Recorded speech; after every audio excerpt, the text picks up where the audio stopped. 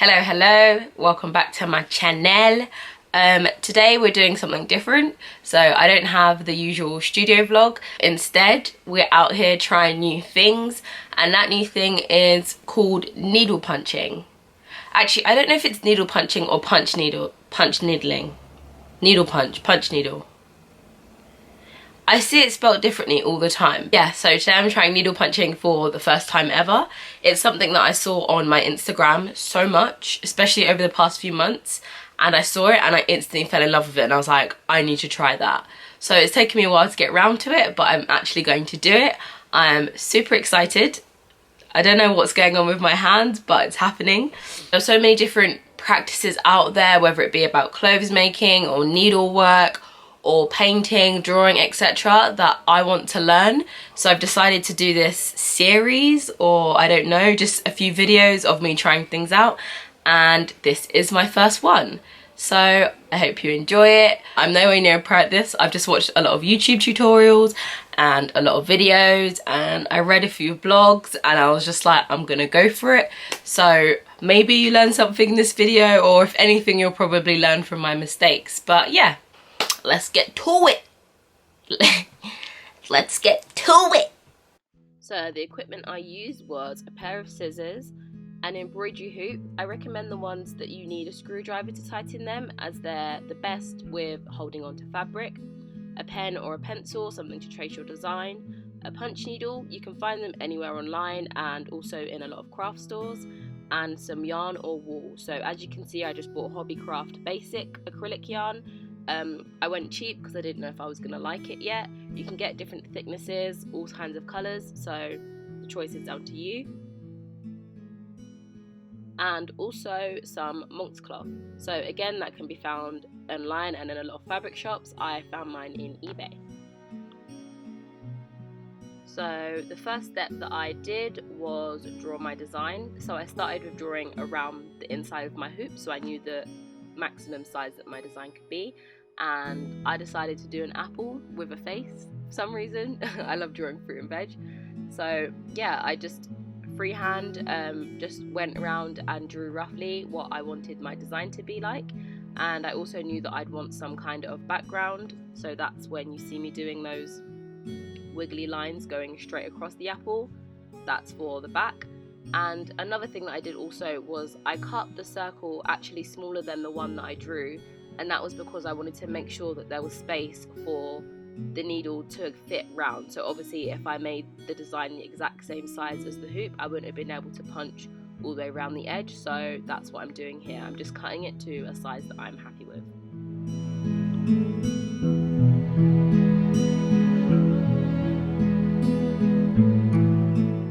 And the next step was putting the fabric onto the hoop. So I actually put the hoop on the corner of the whole piece of fabric that I had to begin with, because I didn't want to cut the fabric and then find out that it was too small for my hoop. So I did it this way round. I suggest that you do it too, that's the easiest. And then after that, what you want to do is you just want to go round pulling the fabric and then tying the hoop, pulling the fabric, tying the hoop, and repeating that until the fabric feels really tight, almost like a drum. And that's when you know it will be able to handle the needle going in and out constantly. When it comes to tracing your pattern, you need to decide if you want the fluffy side or the more flat side to be your right way up. If you're doing it the way I'm doing it right now and you want the fluffy side to be your right way up, this is when you need to flip the pattern and trace it backwards to make sure that when you turn it round, the image is the right way.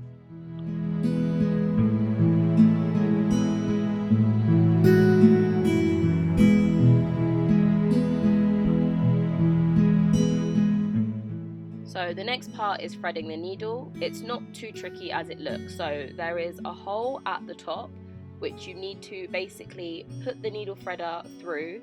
So when you put it through, you want to make sure that it's the side that is facing the tunnel that's going down. So it goes in through the hole at the top, and then you put it straight down the tunnel, and then it comes all the way out the other side. I hope that makes sense. It's quite hard to explain it. I had to watch a video of someone doing it quite a few times until I got it. And then once the thread has come through the other side, you put the tip of your yarn through that hoop, and then you pull it all the way through, and then your needle will be threaded.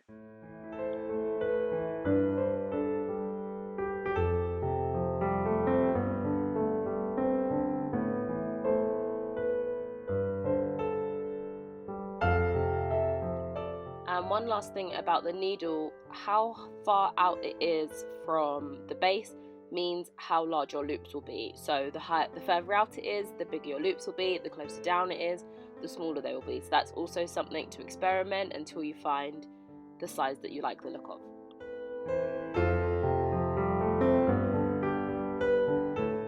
So it's time to start punching. So what you want to do is you want to put your needle all the way down into the fabric until it can go no further, and you want to turn it around and you want to pull that small part of the thread, the loose side, all the way through to the other side, and then you basically just start going at it. So the way it works is you want the opening of the needle to be going in the direction that you are punching in, and you want to bring the needle up as close to the fabric as you can. So you basically drag it along and then you bring it back in.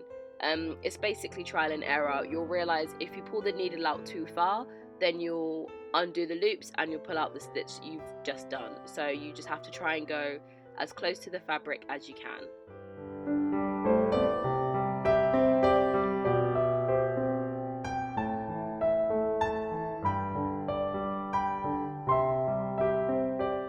So this was my very first time trying this, and I was going quite slow because I didn't really know what I was doing. And what happened was, when I turned it round, I actually realised that the loops were really far apart. So if the fluffy side is the side that you want to show, they need to look a lot more consistent than that. So what I decided to do was pull them out and try again. And I punched them a lot closer.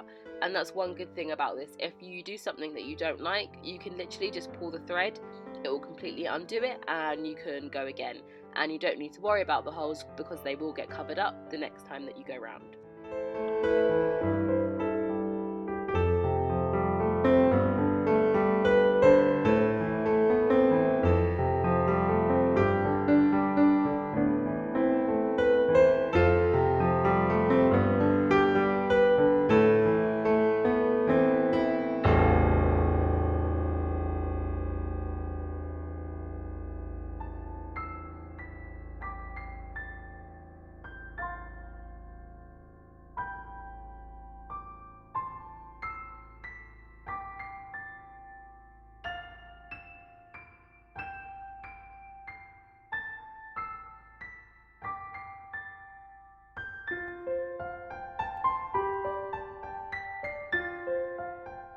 So when you come to the end of the line or colour that you're using, you want to finish it off.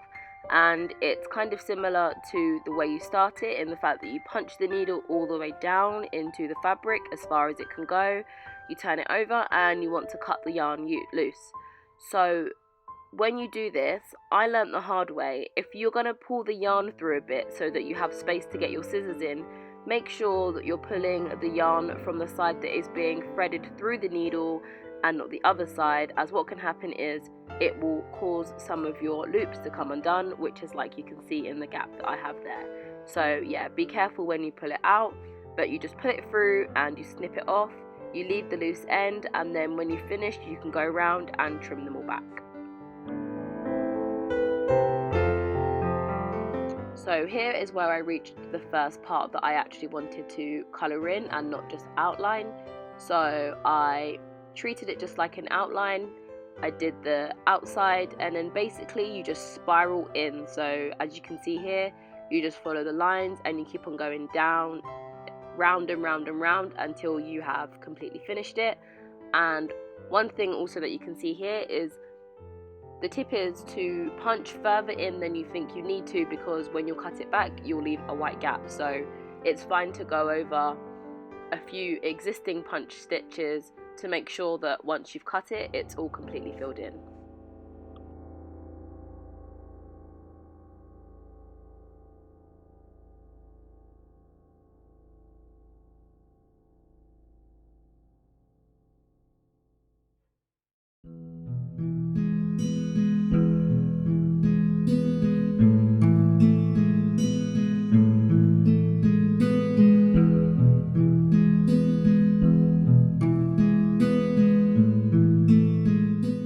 So as you can see here, I am doing the green now. This was the bit that I actually got quite scared for, because it wasn't just an empty shape to fill in. So I used the same method where I kept on spiraling round until I got to the point where the features were getting in the way, and that's when I actually just started to section off. So I chose sections that looked like they were a good chunk, and I'd spiral that, and then I'd take the needle out, and then I'd start somewhere else, spiral that bit, start again. And I think that was the best way round, as it would get too complicated to keep on trying to go round all of the features.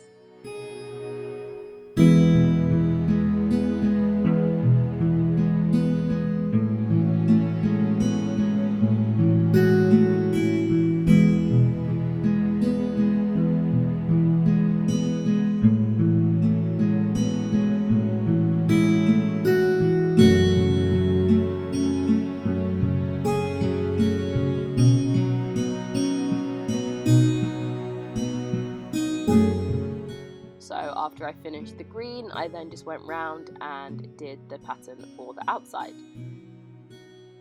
And here is the finished product. So after that, I then went and trimmed all of the loose fabric. I actually took it out of the hoop because that meant that I could get the scissors as close as I wanted to.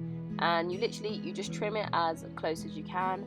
And it's actually quite surprising how well the end of the thread blends in to the existing hoops. I can't explain it properly. But yeah, you just trim it back and then you have a finished piece.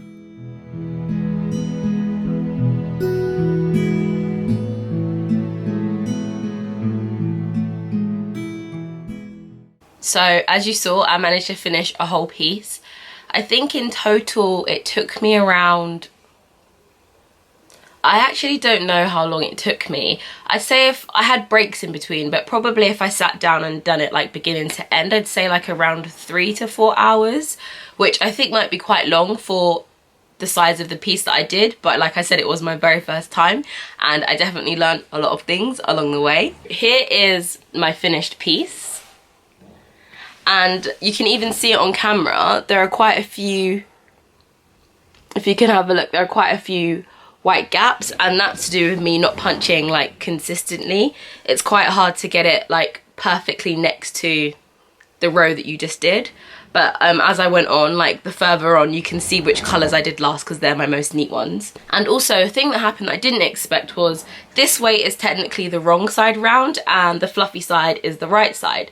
So I didn't switch my image, as in reverse it, because I was like, oh, I know this is the side that I'm going to want to use like on show, and actually I prefer the fluffy side. So the next one that I will do, I will definitely make sure that I reverse the image. Nothing, it doesn't look bad, it's just that the eyes are backwards to how I usually draw them, so I prefer them to be the right way round. And what else? Yeah, I mean, I don't really know what to say about it apart from the fact that I loved it. It was so much fun. It's really calming as well. Another thing that I learned as well is that the black thread that I had, the black wool, was quite thin. So on this side you can see all the black lines consistently, whereas on this side they're quite on and off. So the next one I'll do a row of 2 black lines, or I will get some thicker wool. And also it's curling. I don't know why. I think obviously because it was stretched on the ring, I'm guessing. So the next thing I need to do is look in how to finishing it. I've seen quite a few different ones. Some people put felt on the back, some people roll over the edges and like do a kind of whip stitch. So I need to decide what I want to do, but I absolutely loved it. And actually I'm filming this like a few days after I finished it, and since then I've done another one. So this is my second go and I am absolutely in love with it. It's a lot more neater, and I did what I said where I did 2 lines of black. You can see the other side. So I did 2 lines of black, which made it a lot thicker, and it meant that the black came through consistently on this side. And I mean, I think it's cute or whatever. Like I said, I need to work out finishing, and then my next plan is to get a bigger frame because I'm already like, I want to go bigger, because obviously you're limited to how much you can do the smaller your hoop is. I'm looking at either making a frame, or I've seen people recommend if you have an old canvas or something, you can take the canvas off that and strap fabric over. So that will be my next goal. if any one of you out there watching this thinking about having a go, I strongly suggest you do. It's really not that hard, and as with anything, it's just a case of practice makes perfect. But thank you for watching, and I'll see you in my next video. Bye!